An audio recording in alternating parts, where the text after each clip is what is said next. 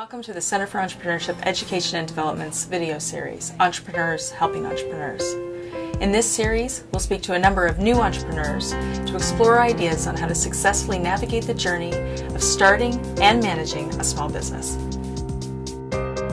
When he couldn't find the work culture he was looking for, Michael Phillips opened One Block Barbershop on Gottingen Street and created an atmosphere he knew his colleagues and customers would love. I was talking with friends, and it was after I had moved to Halifax. I worked at a salon, and I left there, and I was remembering the culture of a salon that I worked at in Ottawa, and that's really what I wanted, and that's where I wanted to work. It didn't exist here in Halifax, so we started talking about the idea of opening a barber shop, and that's when the initial idea sparked and kind of grew from there. Gov location, now Nick, you have a mobile location, but still a location you go to every day. And Michael, how did you go about determining your actual location? How did you decide that's where I'm going to locate my business? For me, I've always lived in the North End, and I wouldn't have been excited about opening anywhere else. Okay. So I decided on the North End, and then just based on where salons already exist in the North End, it made sense to me to be in Gottingen. So rent's cheap because it's in Gottingen Street, but yeah, okay. So it made sense to me to be there. Time management, how do you go about that? It's a struggle. I work full-time hours at the shop, and by the end of the day I'm exhausted just from talking to people, because I'm introverted, so just like giving up all this energy, and then I'm just like, I'm tired. So I know that I know how to like recharge myself and take care of myself so that I can be valuable. So that comes into play. And then, yeah, just knowing that the work doesn't end when I'm not at the shop. And I probably end up working, like the shop is closed for 2 days, but I'm doing something to do with the business both of those days. But just trying to manage my time really well when I have the time when I'm not at the shop, and like using that time to its best value. When I'm talking to people who are business-minded and they're talking about the bottom line and talking about money, and not in a really direct language, but talking about money over people, I feel like it doesn't come naturally to me. So I want the business to be sound. I want the business to exist. So I understand that profit's important, but I'd rather see my staff happy at work and making enough money to survive and thrive on it than to be paying them less and making more profit for the business. So I think as long as the business is sustainable and I'm happy with how the increase of profit's going and how the business is growing, then I'm kind of happy to share that with the people that are helping me get to that point.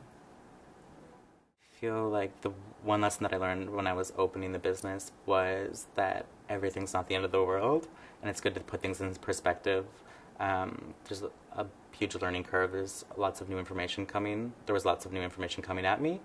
And I think looking back now, I would have just relaxed a little bit and not stressed so much in the beginning, and realized that everything's fluid and things can change, and every decision doesn't have to be the most important one you've ever made. So I think that's the most important lesson I've learned so far, is to keep an open mind and understand that things are always going to be changing, new ideas are going to be coming up, and that my business can be fluid and can change. I guess the thing about me that I would most closely relate to passion is just making other people feel good, which I think this is an avenue that I can do that. It's just being positive and having the people around me feel that. We promote the business primarily through word of mouth.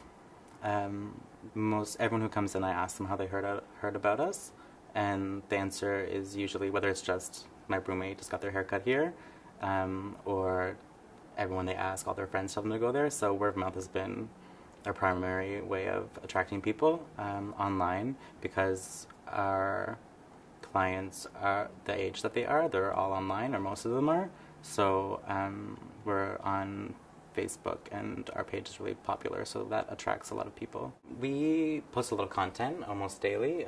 We post photos of our clients, which has been really popular, and it's like people think that that's a really good idea, and it's really surprising that other salons don't do that. So I think that was like a really simple, easy thing to do that has been really effective. And we post events that we're having. We have lots of community events. We post photo shoots that we do, and any things that we do in the salon that we think are exciting. To come up with the name and the brand, I think was one of the more difficult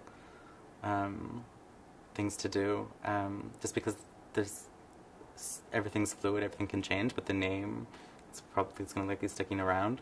So I just kind of thought about the name, and then finally just settled on something that I thought would do just fine. With the branding, it was important that I worked with someone who understood me and what the look that I was going for. And so I worked with them in their company to kind of start with the branding process. It's clear to me now that I wouldn't have been able to do this, or at least not to the scale that I did, without the support that I've gotten at Ceed. I